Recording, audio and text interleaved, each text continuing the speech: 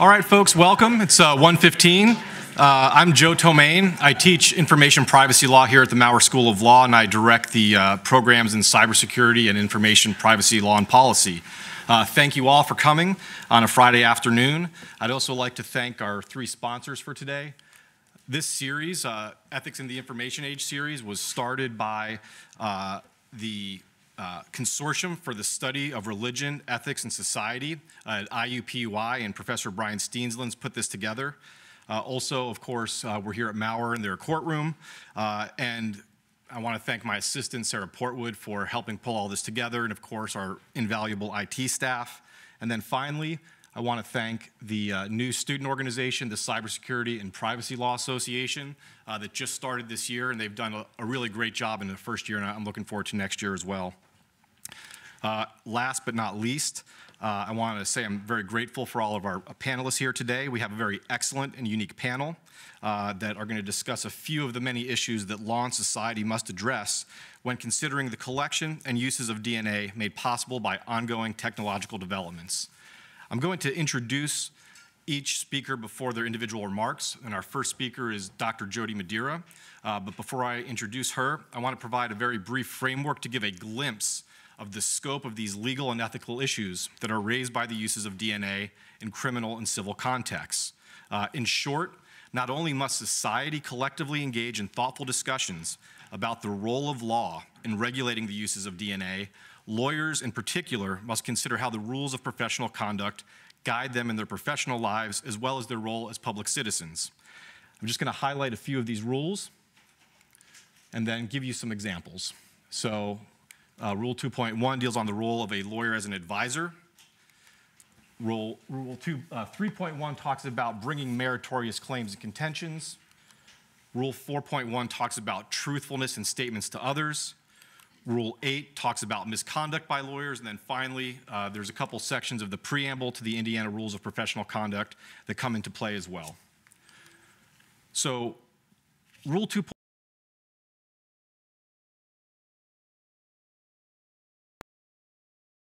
economic, social, and political factors that are relevant to a client's situation. And there's two examples that I want to provide here. The first one, so there was an article in the New York Times last month. A mother learns the identity of her child's grandmother and a sperm bank threatens to sue. So here's the background. The woman gave DNA tests for Christmas gifts to family members and included her 5-year-old daughter. The woman's daughter is a child of a sperm donor and the mother who provided the DNA test as a gift.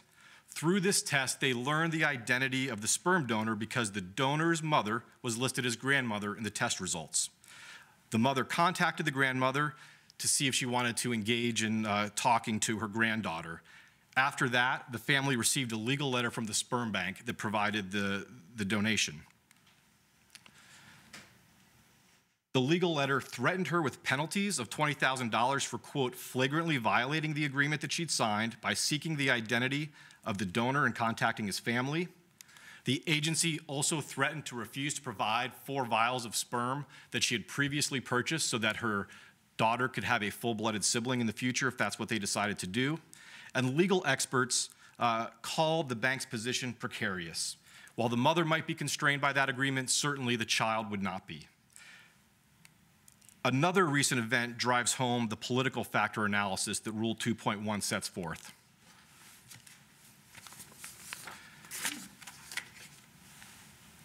When the families were separated at the border, it was difficult to figure out who was related to who. And so MyHeritage and 23andMe offered DNA sampling kits to the government for purposes of reuniting families separated at the border. It sounded like a good idea, but there was concerns about it. Several leading immigrant advocacy organizations thought that the collection raised legal and ethical problems, including, and I don't know if I'll say this right, but there's an acronym. RACIS is a prominent Texas-based immigrant aid group that was among the critics. And RACIS said that it was looking to solve one civil rights violation with another. But it's complicated. Many describe the situation as a catch-22. Testing may provide a way to unite desperate families, but it also can normalize the collection of sensitive data, and it leaves it open to future misuse. Another rule that comes into play is meritorious claims and contentions. This rule also applies to that legal letter by the sperm bank.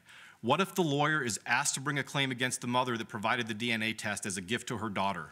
What if the lawyer is asked to defend the company's refusal to provide sperm from the same donor that the mother has already purchased, and thus preventing the daughter the opportunity for a full-blooded sibling? Another rule that comes into play is truthfulness in statements to others. This one raises an interesting story. And by the way, at the back of the room, there's a very short brochure that has links to some of these resources as well as biographies of our panelists for today. So this is an interesting one. So first of all, for those who are not familiar with it, there's something called the crime-fraud exception to the attorney-client privilege. And what this ultimately means is that the attorney-client privilege can be pierced if the attorney engages in fraud or criminal conduct. In this case, during the deposition, an attorney arranged to show exhibits to deponents, and the paper that they used to create the exhibits was treated with chemicals to facilitate DNA collection, and the deponents were supposed to touch those items. Additionally, the deponents' discarded water bottles were also supposed to be collected during the deposition.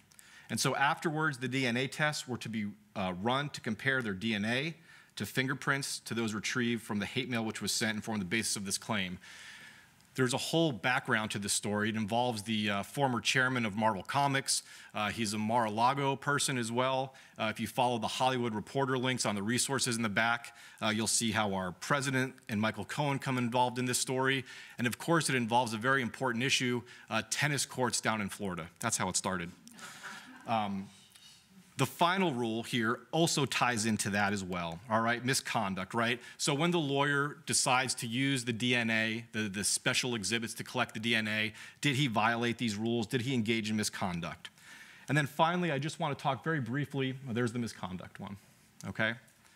Very briefly, I want to talk about two sections to the preamble of the Indiana Rules of Professional Conduct. A lawyer is a public citizen that has special responsibilities for the quality of justice. Another section of the preamble talks about a lawyer as a public citizen and what they should do. They should seek improvement of the law. They should cultivate knowledge of the law beyond its use for clients. They should employ that knowledge in the reform of law. And lawyers should further the public understanding of and confidence in the rule of law and the justice system, because legal institutions in a constitutional democracy depend on popular participation and support.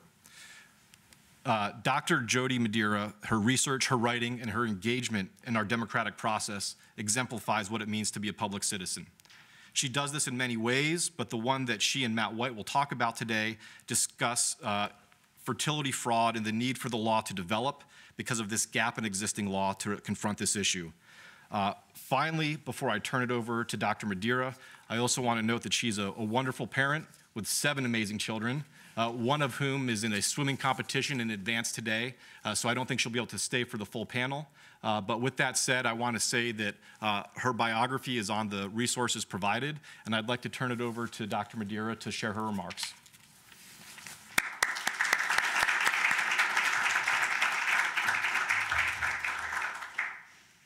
All right, and actually, my line is that usually no one wants to hear me, right? So I'll keep my remarks brief, as brief as possible. And what I'd like to do is just frame the issue of fertility fraud, frame what is at stake here, morally, politically, ethically, and then open this up to audience questions, and then move on with the other panelists who have actually far more to say and far more interesting things to say probably than I do. So the question I will first address is, how does someone like me come to be involved in this case?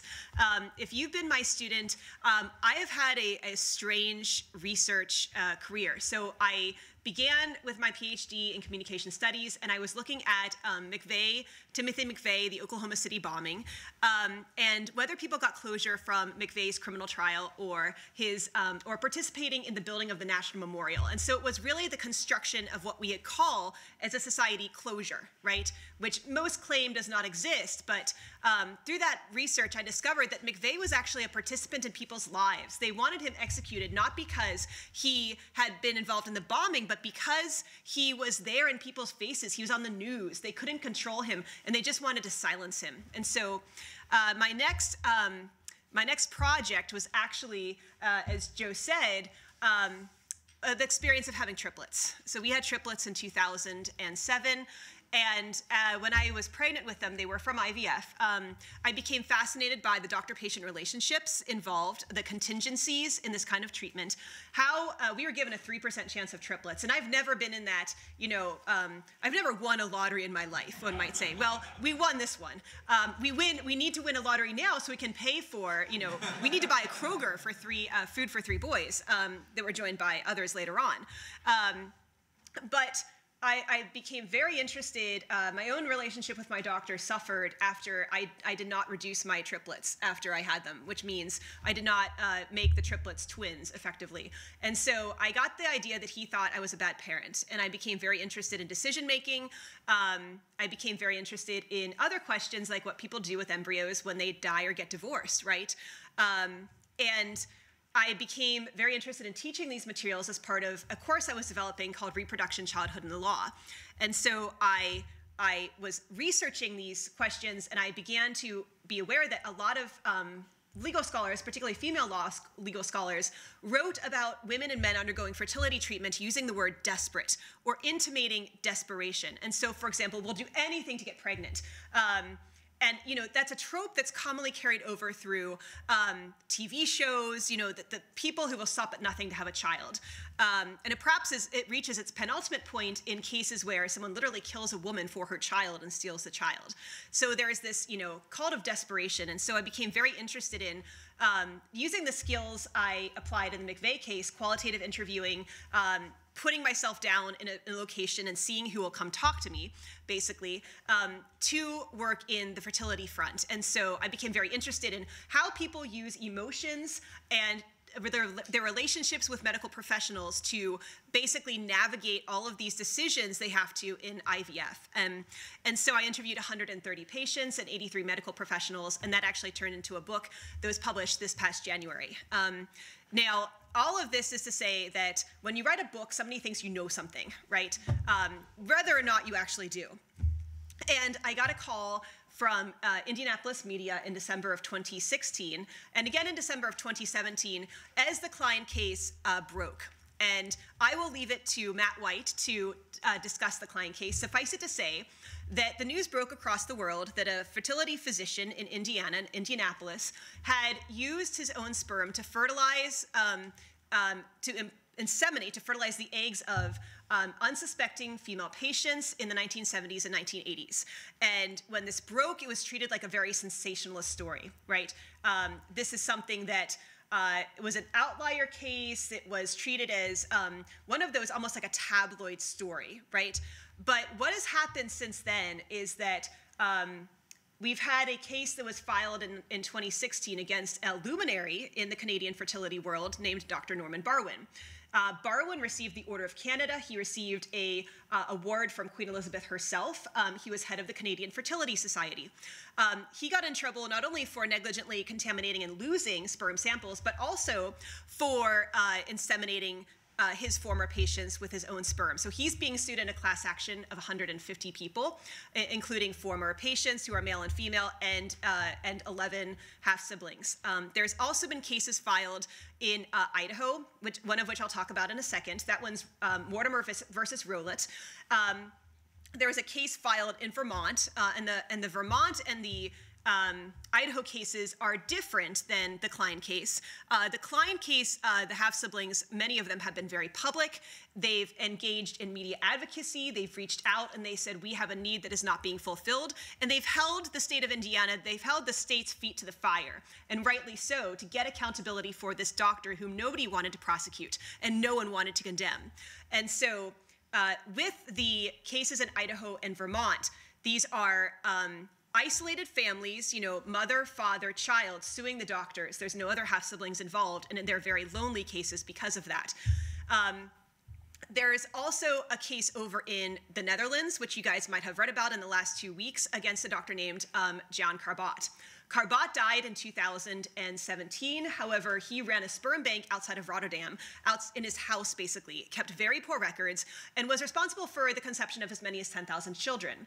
So there are currently approximately 200 people who are awaiting tests to see whether they are related to Jan Carbot. And so over in Europe, they have a much more robust system for donor identities than the United States. In Australia and England, donor insemination is open. It's not anonymous anymore going forward. And even Australia has cracked open the files to show people basically who their donors were even before a certain date. So they've even made this open retroactively.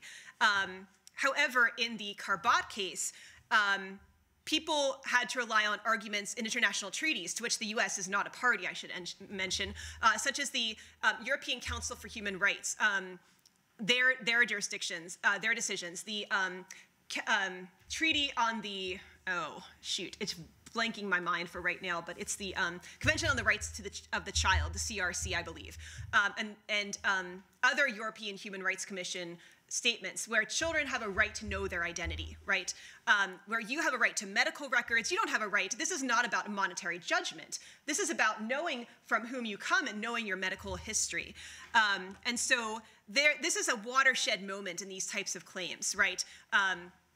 So that's a little bit about how I came to be here. I was contacted by a patient, a former patient of Klein's. I was asked to, you know, talk, basically, and that conversation has evolved into a conversation with many half-siblings and former patients, and ultimately into consulting on a bill which was brought by Roderick Bray, Senator Roderick Bray. That bill did not move much last year, and it moved a whole lot this year. It's still moving. So we, this year, introduced it thanks to Republican sponsors in the House and the Senate. The bill, it creates a civil and a criminal cause of action for fertility fraud, explicitly for the men and women who are former patients, as well as the half-siblings themselves. That's important because in the one case that is farthest along in this process, in Mortimer versus Rowlett, what has unfortunately happened is that the male and female former patients were allowed to proceed with malpractice claims, but the court denied the half-sibling, the court denied their daughter, who was doctor conceived, the right to proceed with her claim. Why? Because under Idaho law, you know, here in Indiana, if we were affected by malpractice, we could bring a number of separate claims: fraud, emotional distress, violations of informed consent, battery, medical malpractice. In Idaho, as long as these claims come out of one set of medical facts that you assert are unlawful, for example, an illicit insemination, you have to bring everything as part of a malpractice claim. And you can only bring a malpractice claim if you are a patient of the doctor. And the court ruled that because she was not conceived at this time, she could not be a patient of the doctor and thus could not bring a claim. This ignores the fact that there is other, you don't have to have a legal duty owed to you by a physician in order to later bring suit against that physician. For example, there has been cases where if you undergo a blood transfusion with blood of the wrong Rh type, if a female receives a blood transfusion, that can create consequences years later for her children. So, and I forget whether it's Rh negative to Rh positive. Anyone know? Rh positive to Rh negative. Okay, thank you. So if you're Rh positive and you receive an Rh, opposite way, if you're Rh negative and receive an Rh positive blood transfusion, then that can create basically a baby that has hyperbilirubemia. again, not too sure. But jaundice and liver problems, and it can actually create profound, lasting consequences for infants. This is perfectly foreseeable at the moment that that patient undergoes the blood transfusion, right? And so there have been cases where women received blood transfusions and later have infants that are damaged in some capacity and bring suit, and the court says, yes, this was foreseeable. It was a standard of care. Well, we are arguing that it was not the standard of care in the 70s and 80s to give unsuspecting patients your own sperm, right? I would argue ethically, if a doctor cannot sleep with a patient, a doctor cannot substitute his own sperm for that patient. So the position that Klein has put his former patients and siblings in is that he was the only doctor providing fresh sperm in Indiana for about 20 years, roughly, 15 to 20 years. People came to him from other areas, certainly, but a large majority of his clients were from the Indianapolis metro area. And yet he used his own sperm knowing that there was a high preponderance of, a high chance that someone from one family could meet, marry, date, have sex with, have a child with someone from another family. And so that is the position entirely foreseeable to Klein at the time, irrespective of the fact that he was able to delude himself that this was the standard of care, right? This was perfectly foreseeable to him that he was putting his doctor-conceived children at genetic risk, right, and endangering his patients. And so with that, I'll stop there. This is, so far, one of the difficulties with these cases that they seem to fall within gaps in the criminal and civil law. I'll address this just in the last minute or so, and then I'll be quiet, I promise. So for example, under Indiana law, rape is a crime with a statute of limitations if it's not by force, right? This was not a forcible act. And the prosecutor who was trying to hold Klein accountable looked at whether they could bring a rape charge. Well, he said, can't because they consented to artificial insemination. No, they consented to artificial insemination with the sperm of an anonymous donor who resembled their husband's, or with their husband's sperm, not with Klein's sperm, right? That didn't fit the bill.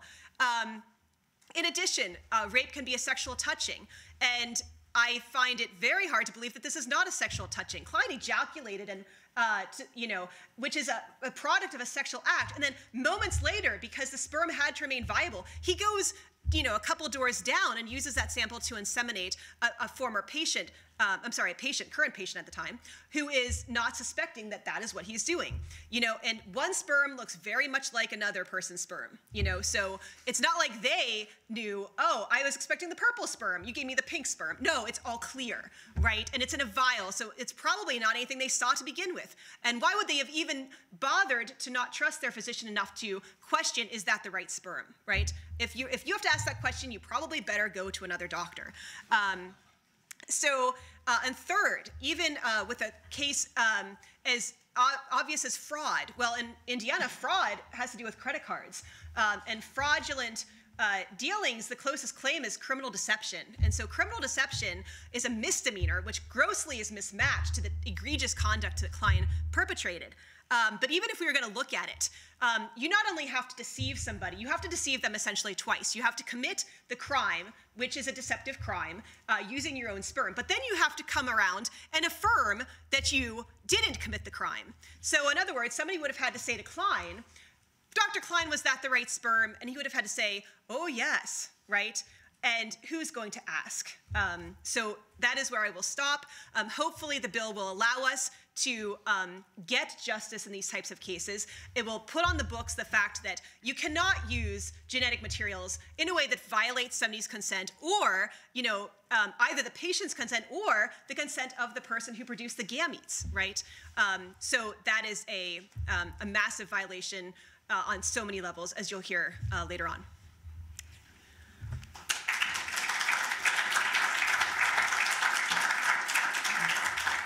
So I'd like to take a moment, if the audience has any questions for Dr. Madeira, we'd love to have them. I will repeat the questions because this is being recorded and live streamed, so I want to make sure that our audience online can hear those. But if there's any questions from the audience for Dr. Madeira, now would be a wonderful time. Yes. Do you think sexual assault or misconduct could be added to the bill that's going now onto the House? Would that be appropriate that we be able to add that? And would that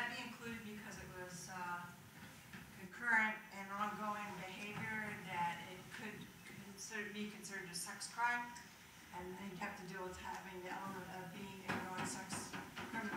I think the summary of the question is, do you think that sexual assault could be added to the fertility fraud bill? I think it could be. I mean, you can add anything you would like to a bill. I think what it makes the most sense to do is almost add that to the definition of sexual assault right now. Because by definition, you know, and when I talked with the prosecutor in the Klein case, he said, for example, well, we don't know that Klein did it for sexual reasons, but he was still in the physiological state of arousal when he committed these illicit inseminations. He had to have been. He just masturbated. And you don't cool down that fast, right? Not that I would know being female, but the literature says that this state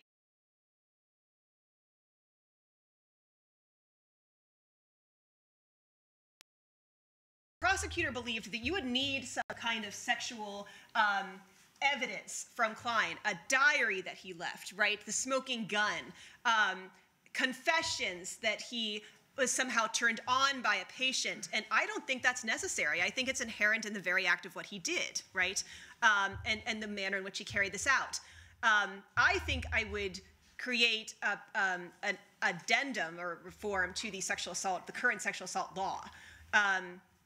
Because this would also allow people to reach not just the Klein case, but it would specify that if you're in your gynecologist's office and your gynecologist is getting turned on by examining you, you also have a claim for sexual assault, right? So that's how I would deal with that. But yes, I do think that that is a front that needs to be breached in these types of cases. Gentleman in the back. Why wouldn't you need that additional evidence? Isn't it entirely possible that a doctor like Klein could have just frozen his sperm and used that sperm he had frozen for artificial insemination at a later point? Yes, it is possible, but he didn't. So all of these cases that we have are of fresh sperm, right? Had he frozen his sperm and then later used it at another point and it was still fraudulent, it becomes a slightly different cause of action. And I think that freezing in that time puts some distance in between that immediate sexual act of ejaculation and the later insemination. That distance might in fact be a fiction. He could say, okay, this patient is coming to see me, and in 3 years, we're going to inseminate her with my sperm, and that in fact happens. So it turns out that his original donation is colored by his sexual intent. But it's, so in a non-legal sense, that connection is there, but I think the law would have more of a problem with that, rather than the immediate act of juxtaposition of sex act and then insemination. But yes, and that in fact is one of the interests why we infer good motives on the part of donors. We want egg donors to have altruistic motivations for donating, and we want sperm donors to have at least motivations that suggest they don't want to populate the earth with their own seed, right? Maybe they need money, but maybe narcissism is not the motivation we want to infer from sperm donation. Other questions? Yes. So you seem to be equating sexual activity with arousal, but what could be more sexual than inseminating someone? Right. Frozen or not? Right, and that act, one of the things about fertility is that the doctor literally interposes himself in the bedroom of the couple, you know? So, yeah, I agree with that. It's an act of penetration, you know? Yep. So I think that just takes, you know, that further and makes it explicitly sexual. Mm-hmm. It may not be with a penis, but it's with, you know, to further a sexual objective, yes. Yes, in the back. Do you think this makes people want female doctors? Oh, yes. The question is, do you think that this makes people want female doctors? Yes, yes, resounding yes, right? And in fact, most patients that I interviewed had a preference for female doctors anyways. I had interviewed a few people who had incidences where they were molested or raped or touched inappropriately, and they especially wanted female doctors. And so just another comment that leads to is the profound sense of violation. I mean, this is a violation of your physical boundary. It's a violation of your marriage. It's a violation of your relationship. It's a violation of your genetic line in some sense, right?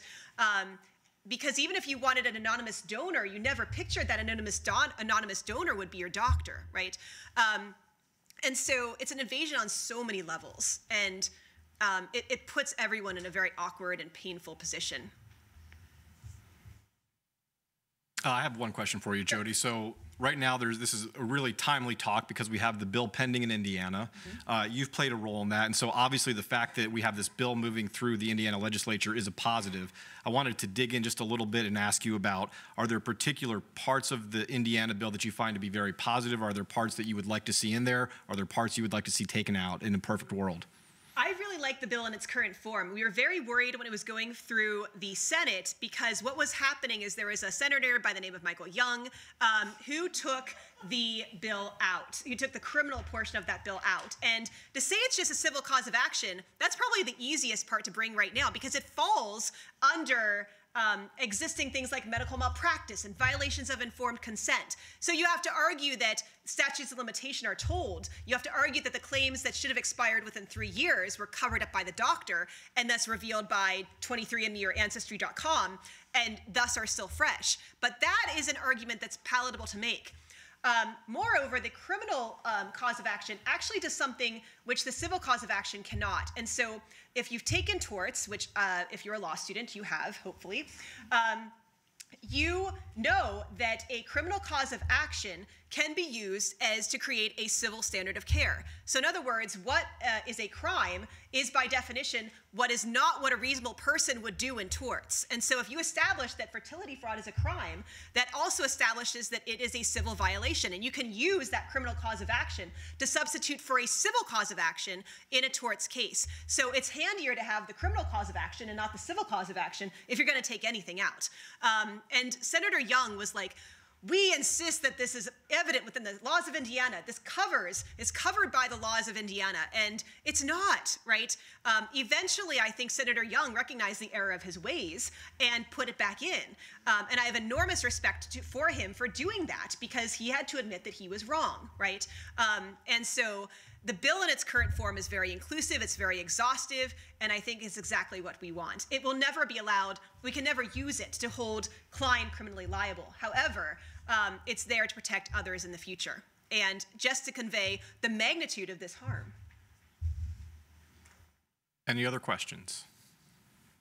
Jody, final remarks, please. Yeah. I didn't help, I helped an ounce with that process. The pound of cure came from all of those half-siblings and former patients who put their identities on the line, who put their publicity on the line, who put their lives on the line and on hold to help bring that bill to fruition, to the point where it is today. Well, that's a wonderful segue to our next speaker. And let's give Dr. Medea a round of applause.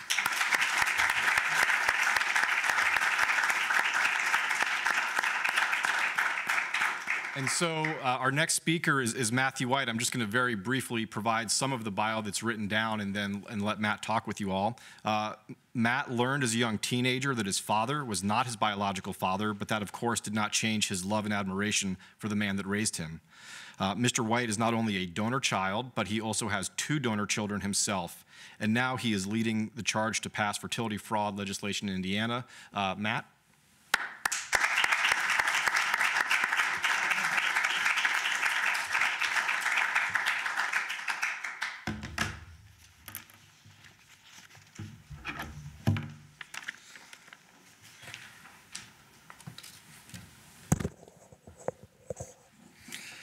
Thank you for attending today. I've been involved in this for a little over 2 years now, and I've recently learned that there's so much to the past 2 years and all the prior years of my life that writing it down and just reading you my story is the best way to explain what has happened. And so that's what I'm going to do. Hello, my name is Matt White. I was born in 1982, and my mother is a victim of fertility fraud, and I'm a product of that fraud. I'm also the father of 2 donor children. This is a glimpse into my story. When I was 15 and in high school biology class, we were learning about Punnett squares and the probability of my blood type based upon the probability of my parents' blood type. When I asked them what their blood type was, they sat me down and told me that my dad was unable to have children and that they used a donor to conceive me. I immediately felt bad for my dad. I love my father and grieved that he could not have kids of his own. I don't recall thinking much about it or having an impact on how I viewed my father. He was my dad. My family was my family. It was never really anything I thought about or was discussed in my family. It was a secret, though, that only very few knew. The only time it really came into question was when I was to provide medical history at a doctor's office, but that was about it. As I grew older, I may have been aware of the advances in technology and development of consumer-based DNA testing that could provide me with some insight into my health or possible relatives. But honestly, it was nothing that really concerned me. My father was my father, my family was my family. There was never a thought or inkling to look into who my biological father was, or if I had any half-siblings. My brother was my sibling. I just went on with life. I vividly recall the days where we drove along 86th Street in Indianapolis, and my mother pointed out the building where I was conceived. The image of the brick and mortar building I was conceived in was cemented in my head. Every time we drove by, she would mention how happy she was when she found out that she was pregnant with me in the day I was born. It was a happy place for her and an important time in her life. I was to be her first child. I remember my mom also saying that there were only 2 doctors practicing reproductive medicine at that time, and only her doctor used fresh sperm. She never mentioned her doctor's name. Again, I never thought much about who the donor was or looking into taking a consumer DNA test to learn more about my medical history, ancestry, or any half-siblings I may have. In late 2008, my wife and I decided that it was time to start a family. We thought we did everything right, the white picket fence way. We graduated from college, we went on to graduate school, we started our careers. We bought a house, we had a couple cats. Only to find out that, like my father, I too was not able to have kids. No chance, no sperm, nothing at all.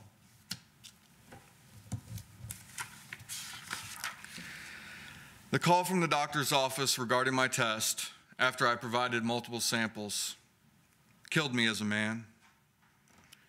It was devastating, to say the least. I felt less of a man.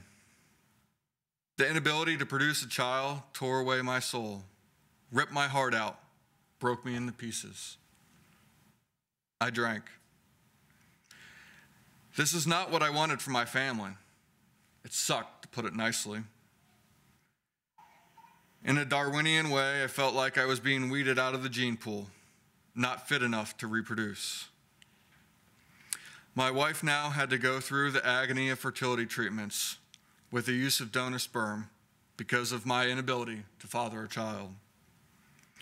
There was resentment. We had an amazing fertility doctor and excellent support staff throughout the process. But the months and months of failed IUIs took a quick toll on our marriage. We quickly started spending our young professional income towards having a family. We eventually had to take out loans to cover IVF treatments and to purchase sperm. We spent upwards of $30,000 to have our 2 wonderful children. We told people we were going through fertility treatments and IVF, but not many outside our immediate family and a few close friends knew we were using donor sperm. You know, because the stigma of male infertility.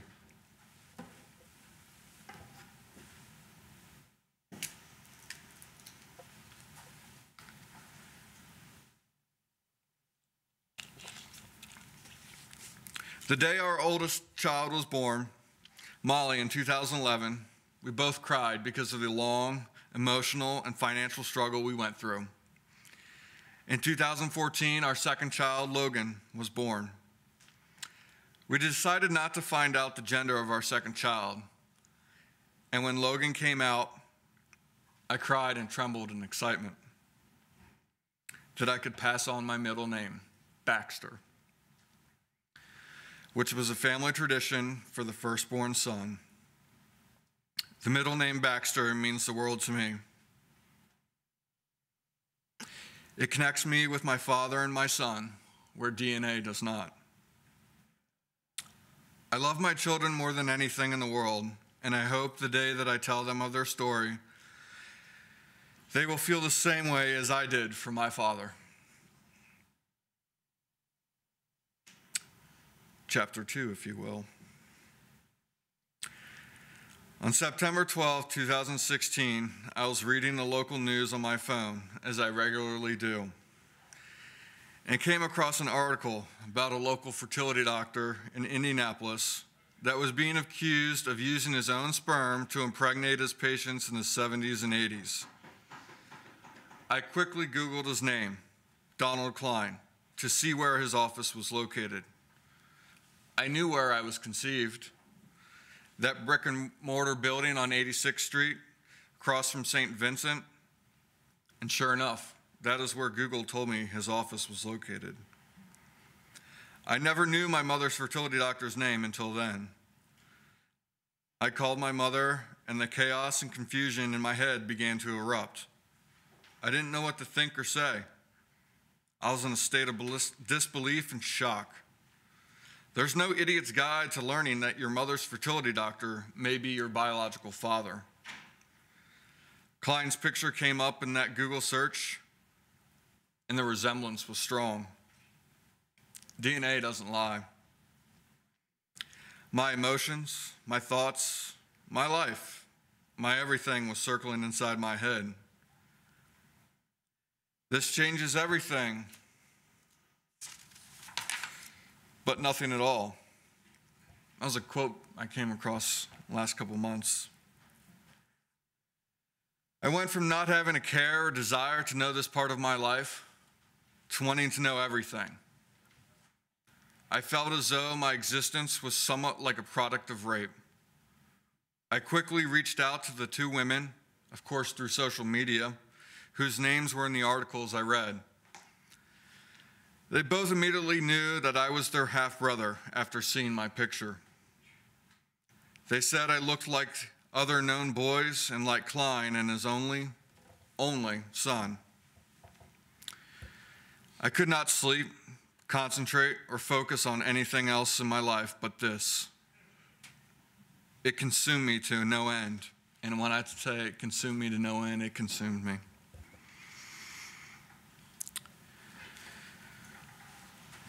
I don't think I was thinking anything specific. I was just thinking about it all and the unknowns. How did this happen? Why did he do it? Why did he say he was going to use a medical resident as the anonymous donor, but then use his own sperm? I went from not wanting or not caring to wanting to know everything, and I mean everything. I would read and reread every article or piece of information I could find. I don't know what I was looking for, if I was looking for anything at all. I was consumed by it all. A couple days went by before I ordered my DNA kit from 23andMe. After I submitted my DNA for testing, I would sign in constantly, every 10 to 15 minutes, every single day around the clock, looking to see where my sample was in the process of being tested. I already knew what the outcome was going to be. Then one night, late at night, in between reading the same old news articles about Klein or Googling his name, seeing what else I could find, I checked one more time. My results were done after maybe 5 weeks of checking a bazillion times. I was the half-brother of the two girls I reached out to weeks ago, along with a few others that were in the database. I recall there being maybe 10 to 12 of us, siblings as we call ourselves, between 23andMe, Ancestry, and those that were not tested but were twins of those that were in the database. It was almost a relief to finally know that yes, in fact, I was part of this situation and that my mother was a victim of fertility fraud. My biological father, my mother's fertility doctor, not some generous medical student or resident from across the street at St. Vincent, as was promised to my mother. The past 2.5 years have brought me new experiences and opportunities, as well as an emotional ride like none other. For some of the siblings I've met, the connection was immediate and intimate. You are sharing some very personal stories and thoughts with someone who just a few moments ago was a complete stranger. One of the hardest things to deal with currently is when a new sibling shows up in the database. Do they know what they just got themselves into? Do they know if they were conceived using, quote, donor sperm? Another family turned upside down with some very difficult questions to be asked. I don't want to forget the fact that in some instances, a donor was not supposed to be used. The woman's spouse was supposed to be the source of the sperm. I could tell you how many known children he has fathered, but to me, at this point, the number is moot. It could change today, tomorrow, or the next. All it takes is for someone else to spit in a tube and send it off. However, as of today, there are 48 known children that were fathered by Donald Klein. All of the mothers were his patients. The birth years of these known children is from 1974 to 1987. There are an additional 9 others who are either siblings of known siblings or a twin of a known twin. Additionally, there are the 4 children Klein raised himself. This puts our current count of the number of children Klein may have fathered, based on the information we know, at 61. Klein's actions were not medical. They were of sexual nature. He knew what he was doing. It was planned. It was calculated. It was deliberate. It was deceiving. He habitually lied and took advantage of his patients. For decades, he got away with it. It was executed flawlessly until technology caught up with him and the children he illegitimately fathered uncovered the truth. As a father who could not conceive his own children, who went through the donor selection and IVF process, I know firsthand the struggles my parents went through to have a child, and to know that a doctor would repeatedly lie to his patients and impregnate women with his own sperm without their knowledge is an act that no words can ever accurately describe. We should trust our doctors, right? Because they're doctors, right? Didn't Larry Nassar's patients trust him and that what he was doing was a medical procedure? For the past 2.5 years, I have watched my mother struggle through this experience, but gracefully be brave enough to share her story too. This experience has made me comfortable talking about my own infertility, and I have made it my mission to pass legislation in the state of Indiana to make the deplorable actions of Donald Klein or any other medical professional that engages in this behavior a criminal offense. Morals, ethics, guiding principles, and the title of medical doctor can no longer protect society.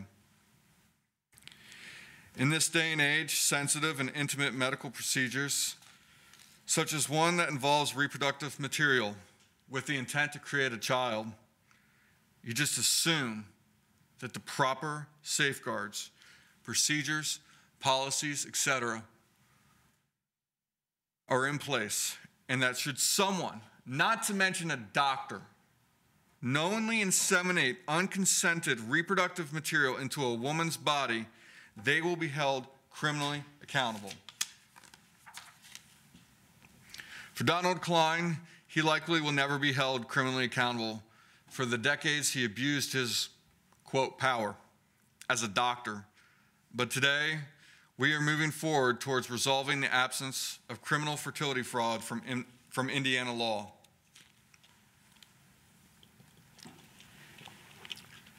The Indiana Attorney General's office, in their administrative complaint, alleged that Donald Klein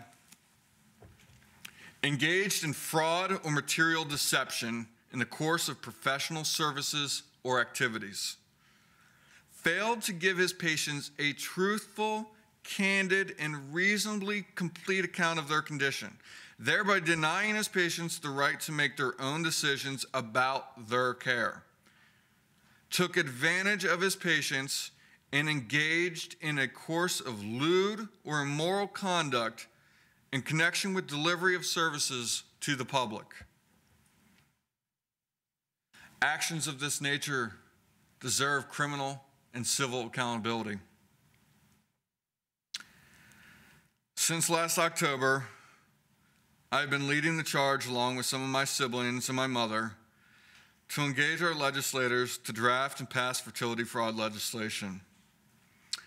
I am proud to say that after months of hard work, dedication, dozens of phone calls, letters, and meetings with state legislators and their legislative assistants, that last Thursday, February 21st, the Indiana Senate voted 49-0 to pass Senate Bill 174, Fertility Fraud and Deception.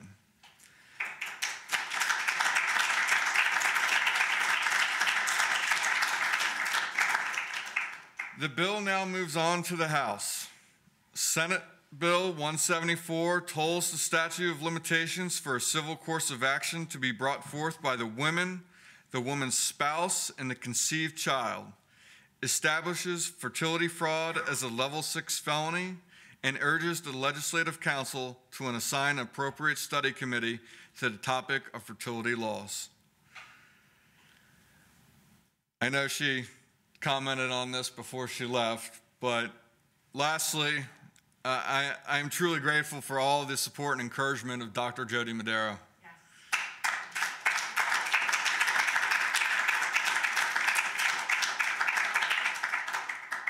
I am forever indebted to her for her contributions to our legislative success. So thank you for providing me with this opportunity to share my story.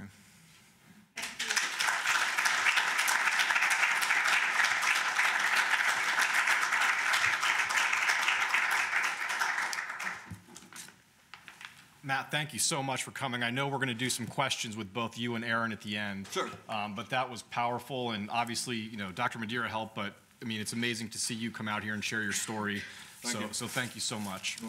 And we'll have questions at the end as well. So our final speaker for the day, before we do questions, is Professor Erin Murphy, Professor of Law at New York University School of Law. She focuses on technology, forensic evidence in the criminal justice system. She's an expert in forensic DNA typing, and her work has been cited multiple times by the Supreme Court.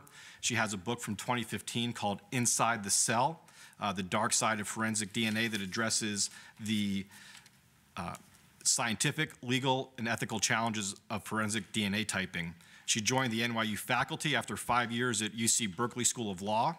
Prior to that, she spent 5 years as an attorney with the Public Defender's Office for the District of Columbia. She earned her JD from Harvard School of Law in 1999, magna cum laude, and she clerked for Judge Merrick Garland on the U.S. Court of Appeals for the D.C. Circuit, who is now on the Supreme Court. Did that not happen?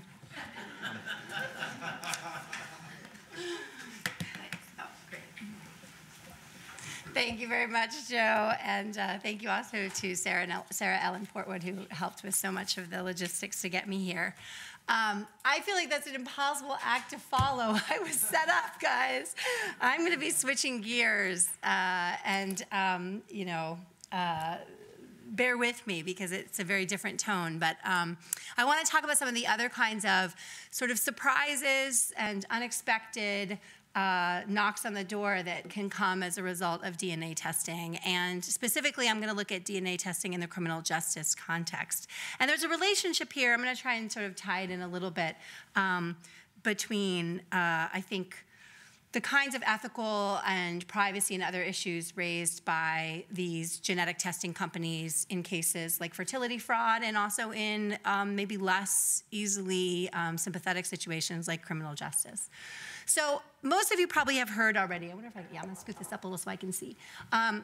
Most of you, of course, have heard that DNA is used in criminal cases. You know, early on, it was used for just confirmation of existing suspects. You found crime scene evidence, or what's called a forensic sample. You already had a suspect. You took that suspect's DNA. You got a profile, and you made a match. And then, of course, we developed in the late 1990s the DNA databases. And now you could make matches even if you had no suspect. You could just upload the crime scene profile and go from there. These databases, just to give you a little context, are really actually kind of multi-tiered at a state, national, and local level. And as of now, they have about 17 million known persons profiles in them and around 900,000 forensic, that's the crime scene profiles. I gave you the Indiana numbers just in case you wanted to see those. Now, when we do forensic testing in the kind of classic criminal justice sense, we don't do actually, or we haven't done the kind of testing you do for things like 23andMe or Ancestry, or if you go to a doctor with a pregnancy and you want to see if the baby has a genetic condition of some kind. Instead, we look at certain forensic markers across a range of the chromosomes. Specifically, we look at 20 places on the genome, otherwise loci for the Latin locus. We look at these 20 places, and we use a technique called short tandem repeats. This means that we're not looking at nucleotides. We're not looking, if you watched, Gattaca, or if you remember your biology lessons, the sequences of DNA have 4 base pair letters. And when we look at the genome, we know there are regions where there are essentially sequences that repeat in varying quantities. And so we look at these repeats in these 20 places, and we come up with a number that is essentially the signature, the genetic profile of the person. So if you were to look at a forensic DNA profile, what you would see now is about 40 numbers. You'd see 2 pieces of genetic information, the number of repeats for each of the chromosomes, for 20 different loci, so like a 40 number digit. Now, because we know, obviously, that there are principles of genetic inheritance and how we get our DNA from our parents, we always get half from mom and half from dad, or half from biological mother and biological father. We also know, obviously, that related people are more likely to resemble one another in a genetic sense than they are to resemble total strangers. Now, this is true in the physical world. We know that siblings often look like each other. We also, though, know that sometimes siblings look nothing like each other, right? Sometimes one got dad's blue eyes and mom's red hair, and the other one got mom's brown eyes and dad's, yellow hair or whatever. And so just as there's chance that makes people genetically resemble each other physically a lot, so too can chance make them not resemble one another. When we're only looking at these STRs, at these repeats, we have a pretty finite amount of information. And so we can't really do as good of association work as we can do in the 23andMe Ancestry genealogical context. It's a pretty imprecise thing. And part of that imprecision is that if you look in a database and you say kind of who looks like the crime scene sample, and the database is large, you're not going to get spit back like one name. You're going to get a whole list of names who resemble the crime scene sample, and it might be that the actual relative of that person is in the database, but they just don't really resemble genetically the person who left the crime scene sample, and so you won't get a name back. However, because there is a way to use DNA databases to make an association of this kind, law enforcement has increasingly done just that. So a classic sort of search in a DNA database would go like this. You recover a piece of crime scene evidence. Say here you have a knife that was used at the scene, and we know that the blood of the perpetrator, not the victim, the perpetrator is on the knife. We test the blood on the knife, and we get a DNA profile, looks like that. Then we run it in a DNA database. Now, the first thing we're going to do is run it for an exact match. Can we find an exact match to the crime scene evidence in the known people in the database? Let's say the answer is no, we can't find an exact match. The next thing we could do is look for somebody who looks kind of like that crime scene profile. Can we essentially find a relative of that person? And again, you're not going to have one name come back. You're going to have a whole list of names. And remember, when you get the list of names, you can't really look at the list of names on its face and know which one is more. It's not like number 1 is the most likely to be the sibling and number 4 is least. It's just going to be whatever genetic chance there was that these people genetically resemble each other or not. Now, just to give some context to this is actually a very old technique. One of the first DNA database cases involved this method, which we call Familial Dna Searching. Back in 2003, a teenager in the United Kingdom threw a brick off an overpass. It hit the windshield of a truck driver's truck. Truck driver had a heart attack and died. They were unable to find who threw the brick, and so they went into their DNA database, which was just forming at the time, and looked for an exact match to a sample that had been left on the brick itself from the thrower. There was no exact match, but they just noticed that there was somebody who really closely resembled genetically the profile that was left on the brick. So they went to find out who that person was, and then they looked in their family tree and saw a candidate, the brother, went to the brother, got a DNA sample, and confirmed it was in fact the brother who was not in the database, but whose sibling had been in the database. And that is kind of the classic familial search method.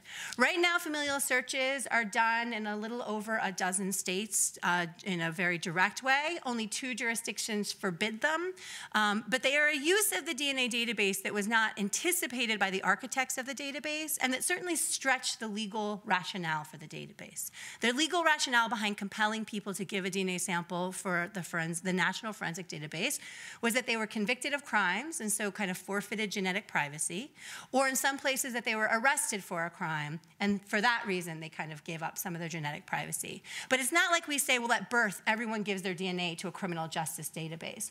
In our country, we don't even say you give your name to a criminal justice database. In fact, the Constitution protects you from police demanding that you give your name. They can ask, but if they don't have reasonable suspicion or probable cause that you've committed a crime, they can't, by constitutional law, compel you to give your name. And that's different than a lot of countries where show me your papers is a legal and authorized thing to do with no suspicion whatsoever. Here in the United States, we haven't structured things that way. So we don't have a national DNA database for criminal justice purposes. We don't even have a national DNA database for health or other purposes.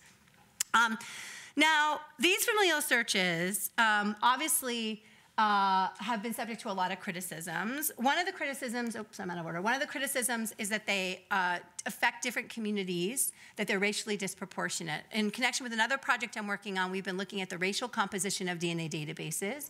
And as you imagine, given the demographics of the criminal justice system, the DNA databases, the forensic DNA databases, are racially disproportionate. And there's 2 to 3 times more people of color, particularly Black and African American people, than there are in the population at large. Which means that when you do familial searches, if you're not looking for exact match people with criminal histories, and instead you're expanding beyond that to people without those criminal histories or qualifying criminal histories, you're affecting the relatives of people of color at a far greater rate than you will be affecting the white population. So that kind of privacy concern has been of interest. Also of interest is the resources, the efficiency of these searches, and the degree to which these searches implicate general privacy concerns. And I'll talk about that in a little bit. But this is a study that was done by the National Institute of Justice of labs that do familial searching and labs that do not do. The results you can see in blue for the labs that actually engage in it indicate that labs that do familial searches actually are deeply worried about resources. 100% of the labs said, I'm worried this is not, efficient. And also a great fraction of them are concerned about civil liberties, the legal implications, and the accuracy of these searches. Because again, when you get that list back, the next step is then to go investigate, which means people become suspects in crimes, sometimes quite serious crimes, just because of a biological link that has, in often cases, may be very remote or completely accidental. On the efficiency point, I just want to underscore one last thing, which is when they did this study, they also determined that they are, in fact, really inefficient. They don't work very well in these forensic databases. The database, the method, these STRs, is just not that good of a method to make familial connections among people, which means you get a ton of misfires, which is probably why that resources number was 100%. Because when you get back the list and you get 20 candidates, and then you start investigating those 20 candidates, 9 times out of 10, it's not going to go anywhere, so you just wasted all that time and money and lab time, which, as we know from backlog stories, is a big deal. And then even if you get, okay, well, maybe it's that guy, and you go out and you investigate the guy, it doesn't turn out to have been that guy, and now you've really wasted a lot of time. So they're not very effective as searches.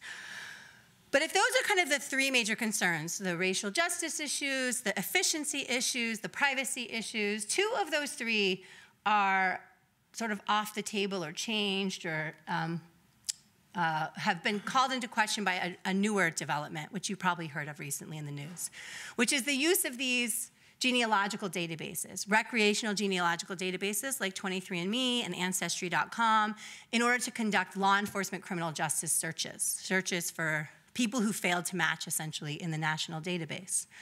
Now, one version of this is it's just like a familial search, the one I just described, done in a criminal justice database, only now instead of using criminal justice databases, we're using, you know, everyone's database.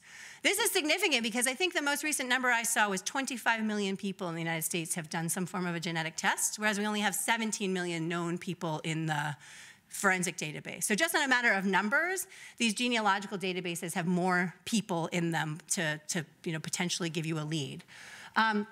They also have imprecision concerns. You might not have heard that headline. That also was part of the Golden State Killer's capture. Maybe I should say briefly, just in case anyone here hasn't heard of it. You know, the Golden State Killer was a serial killer that was tracked for decades in California. They had no leads and couldn't find him. And then eventually they were able to use the crime scene sample from one of those rape homicides through an online public database called GEDmatch. So it was a voluntary database people used. It wasn't proprietary to a company. It was run essentially by an interested amateur genealogist in Florida.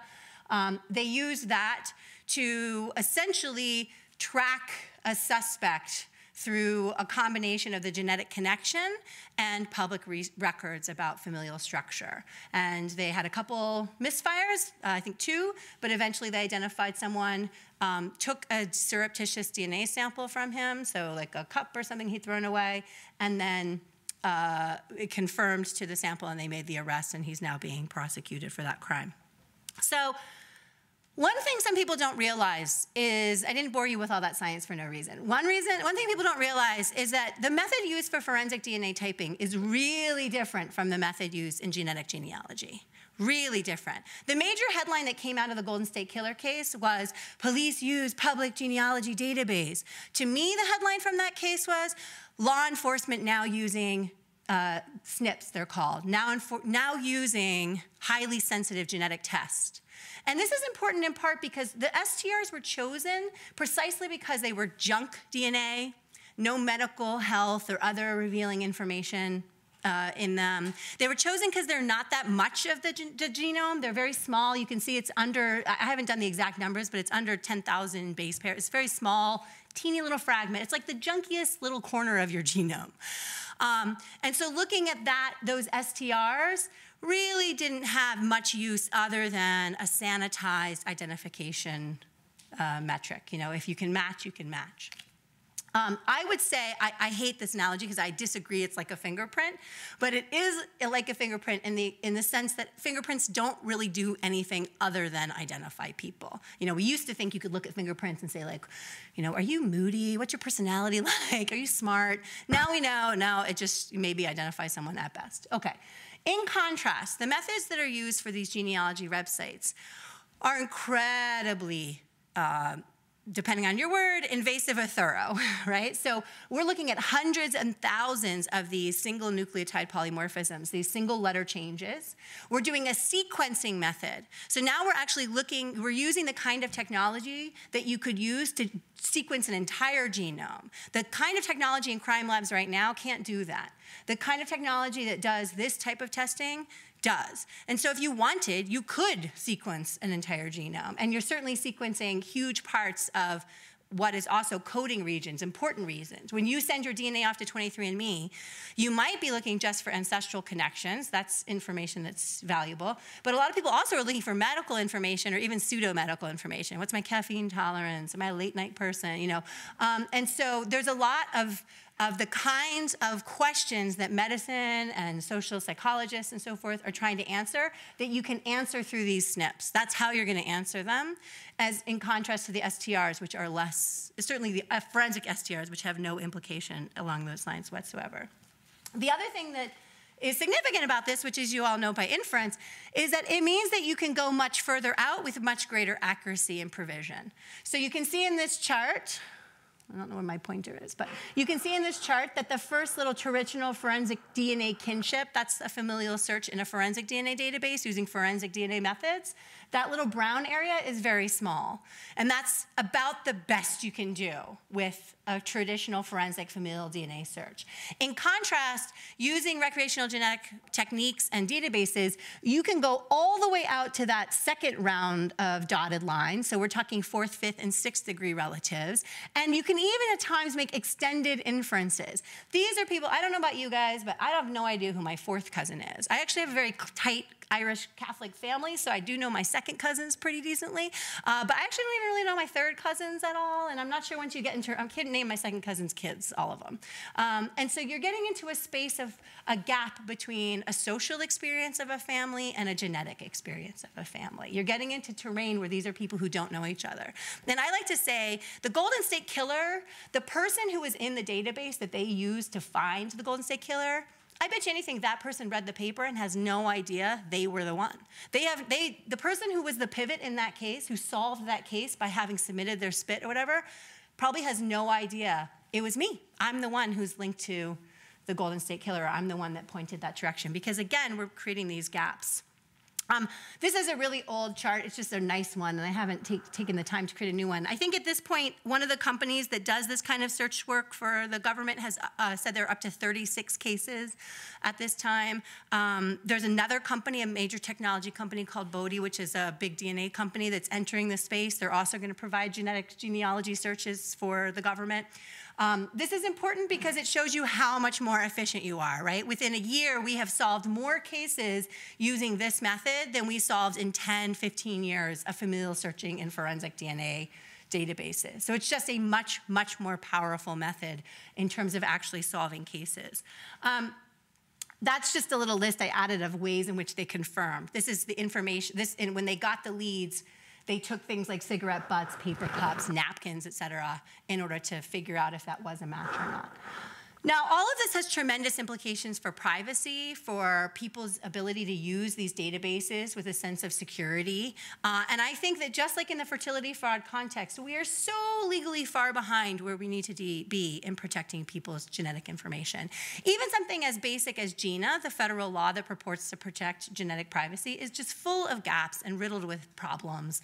The ACA, Obamacare as it was, did a little bit to help with this in healthcare context. So now, it's not super easy to discriminate on healthcare or employment using genetic information, but there are some gaps.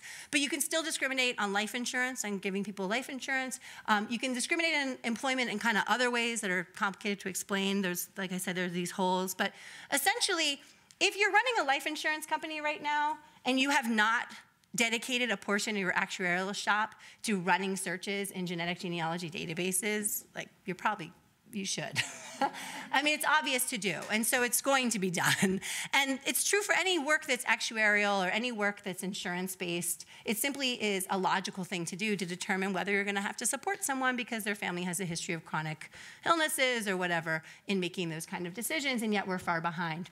Ancestry and some other companies aware of the possible recrimination for cooperation with law enforcement got together with a nonprofit.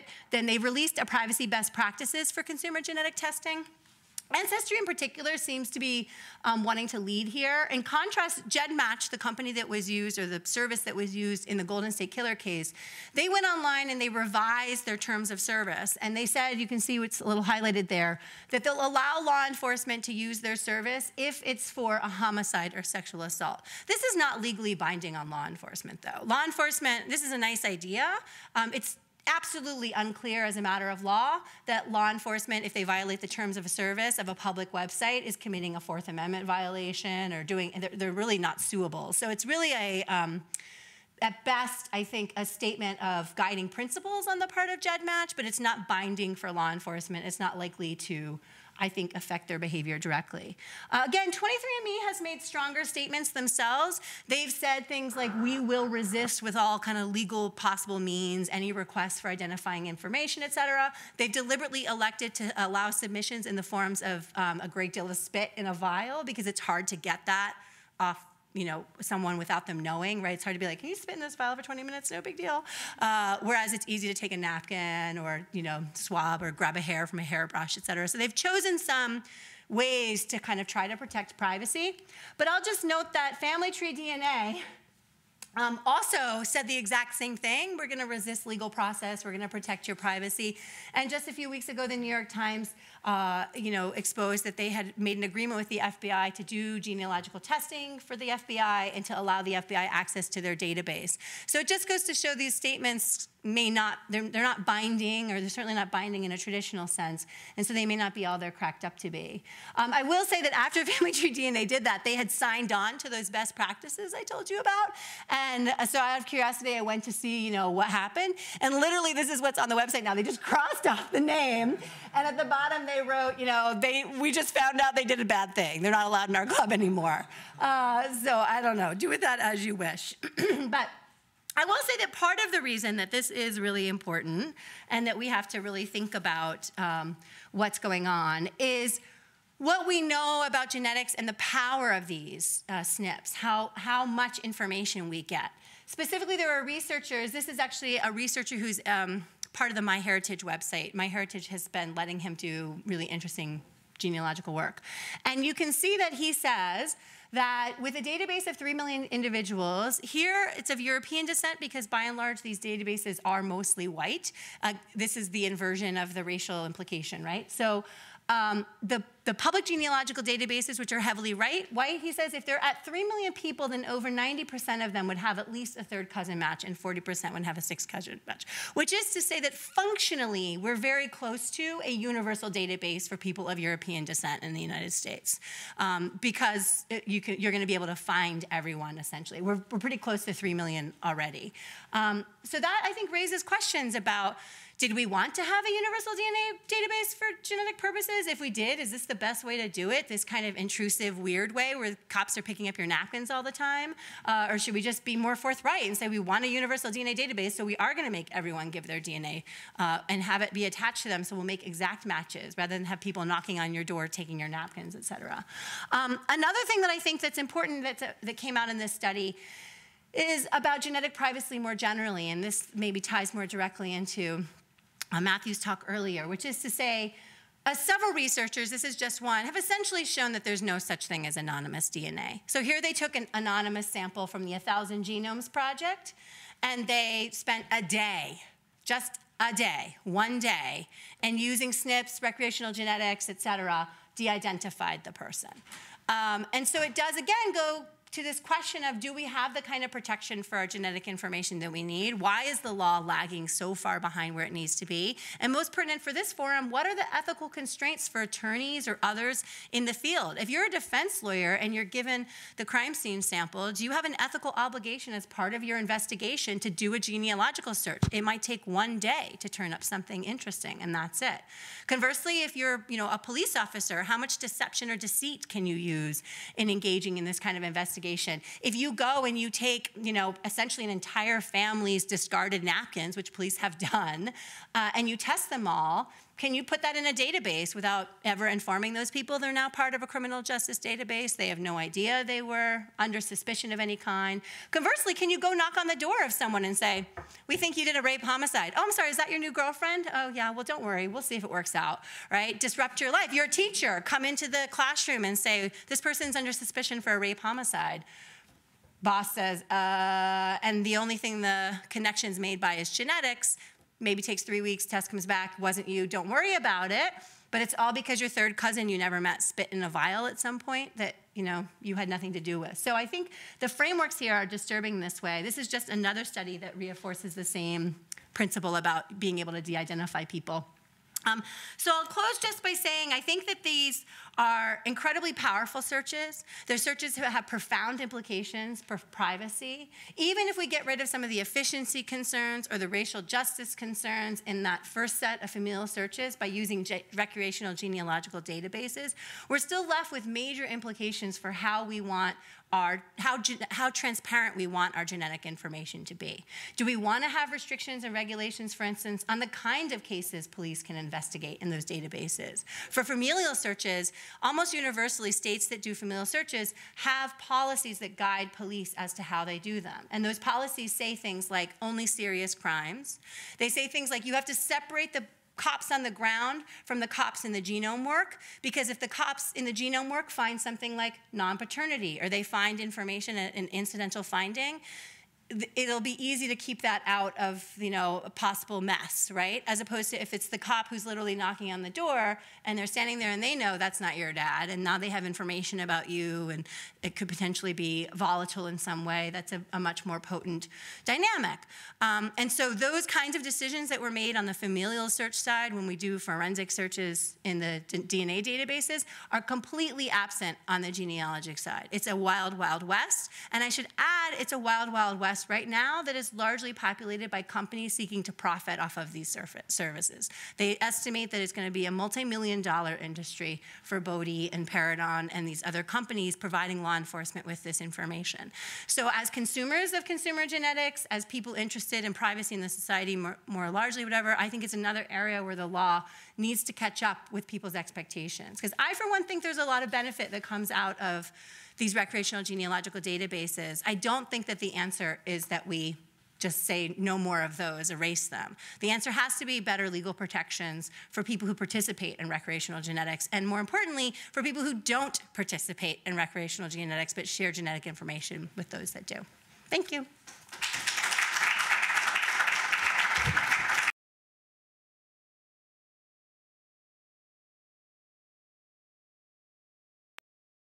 So much, both of you, and we do have 10 minutes left, and I'd love to take any audience questions for Professor Murphy or for Matt White here. Yes, sir. So why haven't crime labs switched over to SNP? So the question is, Oh, sorry. yeah, no problem. So the question is, why don't crime labs expand to the genetic genealogy that the consumer databases use? Yeah, they're moving that direction. There's a couple answers. The easiest answer is that those 17 million profiles that are currently in the database, along with the almost 1 million crime scene samples, are all in the STRs. So there's this incredible reverse compatibility problem, right? Forfeiting, there are some technological, like the biggest challenge right now for the technology companies in the forensic space is to come up with next generation sequencing, which is essentially SNPs, that is backward compatible with the STRs. Because if you can use that technology and make things retroactively compatible but also push forward, then I think you'll have a solution to that problem. So follow up on that, have they been collecting SNP compatible data to be moving forward to create a secondary or new database that could be used in addition to or instead of the original database? Aaron, can you repeat that one? Yeah, so I think the question was, have they been kind of already starting to collect SNP data as they move forward in this, new world or whatever? And the answer is more or less no, and it's for several reasons. First, crime labs don't have SNP technology right now. I mean, there's a couple very vanguard ones that are kind of testing it, but they don't have the machines. They don't have the instrumentation for it. And so they're not really positioned to just do it on the fly for their own interests, right? A second reason is that we don't have all the good population data. Remember that ultimately what you're trying to do is prove someone's guilty in a court of law, and after you show their DNA matches, you have to answer the question, what's the probability of this match? So you have to say, it's a 1 in 2 that you would match, or it's a 1 in 20 bajillion gazillion you would match, right? And so in order to do that, you need to collect population data on the frequency of that genetic information in the population, and we just don't have good population data but they're working on all this, but they don't have it yet. There's also some other concerns. I mean, until recently, it was a little cost prohibitive, like it's becoming cheaper and cheaper. Those of us in the room with grayer hairs remember when the whole idea of genome sequencing was prohibitively expensive. I used to have this number at my fingertip, but I think the first sequence of the genome costs, ultimately like $20 million or something, right? And now we're down to, what is it? 1.7 billion. There you go, even better. 1.7 billion, right? So, you obviously factor in there's a lot of numbers in there. But the bottom line is that now we're into a space where realistically, I think we have to contemplate that the standard of care in medicine, if precision medicine goes where people think it will be whole genome sequencing as part of your medical file. So if we essentially imagine a world like that, which could be as soon as 5 years or 10 years or whatever, then our entire genomes will be, or most of our genomes will be held in a medical record somewhere. If we centralize medical records, as we all have been talking about needing to do, they'll be held in a central repository. And if we don't have conversations now about, well, can health insurers get that and so forth, I think we'll be in trouble, including, employers, prospective mates. There's a lot of people who might be interested in that information. In the back, sir. So I have a question about integration of data between different branches of the government. Like, for example, a United States citizen who wants to obtain a passport for his child abroad. So typically there would be a request for a birth certificate. Let's say if it's a birth certificate from Kenya, birth certificates from Kenya are not considered reliable. So typically the US government would require the applicant and his relative child to submit genetic samples to a laboratory somewhere in Nairobi. They would test it and now I understand those data probably just what happens in Nairobi stays in Nairobi. Would you support its requirement to integrate the data obtained by different branches of the government for different purposes, just citizenship, pensions, or whatever, with the criminal database, which is supposed to sometimes Yeah. So I think the question is, would you support the integration of different databases? Big surprise, no. So here's the thing. It's true right now that we have several different indices. Even within the CODIS structure that I showed you, there are different indices. They actually keep convicted offenders, for instance, separate from arrested people because states have different rules and they need to keep them segregated. They also have a whole missing persons set of indices. So relatives of missing persons, unidentified human remains, the whole line there. They have people in a legal status category. They have immigrants who come to the country who have to give DNA. So we already do have within the FBI's CODIS architecture different databases. And they are not integrated, which is to say they are not single searchable, and they are fairly well regulated in terms of access. So if you have software access to one platform, it doesn't necessarily mean you have software access to another platform. So that decision, and let me add one other component. I actually just, in 2 days, I'm presenting a paper on this, but another decision that was made early on, which is a challenging and interesting one, and that's going to change, is that when they decided to have a national DNA database, especially at a time when people were still a little more afraid of DNA. Now, I like that sentence about normalizing the revealing of sensitive data, back when people still might have worried more about DNA and not been like, you haven't done 23andMe? That decision was one to deliberately remain ignorant in a way, which is to say they said, we don't want to have a central FBI computer with 17 million people's genetic information on it. That would be hackable. It could be abused really easily. We don't like that. What we're going to do is create a deliberately diffused system. The only thing the national database has in it is the profile, a lab identifier, which is like a random number, the specimen identifier, and the testing identifier, and that's it, like the case identifier. And so there's no way to just do a search in the national database by race, or do a search by name, or do a search, even really by lab. I mean, this kind of, and so you can't manipulate or hack that data very easily. And it's instead this pointer system. I will say that those days, I think, are over, and here's why. We are moving now to what's called rapid DNA, platforms that allow instantaneous DNA testing. There's a lot of industry money that really wants that to happen. It's potentially every squad car could have this, right? And the president signed a year or so ago the Rapid DNA Act, which was the last legal hurdle to implementation of this.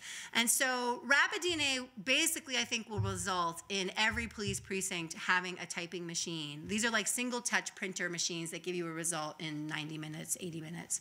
And I think it will become standard upon arrest. We can imagine dystopian worlds where if you get pulled over for speeding or whatever, where you run the DNA. That will create a centralized database, because that only works if there's a centralized repository you can check. And so to actually answer your question, as we continue to move toward greater data centralization, I think hydraulic forces will be strong to start pulling in other databases. And it'll likely start with like, well, let's pull in the immigrant, let's pull in the kind of whatever. And I think it might take a while before we get to the much more sensitive databases, but I can see a world in which that happens. We have 1 minute left, and afterwards, that's okay. People can talk afterwards. I don't want to hold people up, but I have a comment and a question. The comment is, if you guys are interested in this, I came across a really interesting podcast called Bear Brook, and according to that podcast, that's what led to the Golden State Killer, and I really recommend Bear Brook. It's free. It's from New Hampshire NPR. My question is to you, Matt. So you mentioned that through the use of these databases, you've discovered that you have 61 half-siblings. Where in the world are they, and what's your relationship like with some of them? Just an example or two in our last minute, please. First of all, I live 5 miles down the street from my biological father. That kind of is odd after I grew up on the East Coast for pretty much my entire life. So yeah, my mom got pregnant with me, moved out to the East Coast, came back to Purdue, back out to the East Coast for grad school, start a family, wanted to move back closer to family, and now I live 5 miles down there. Yeah, a lot of us live very close. That's definitely problematic and something we didn't really touch on. There's a lot of aspects of this story we didn't touch on. A lot of them do live in very close together, same community, same schools. They knew each other, and now they realize that they are, half siblings. But most, so far that we know of, live in central Indiana. Well, if you guys have time and want to talk afterwards, I'd like to open that up, but I'd like to close things here and say thank you very much for coming.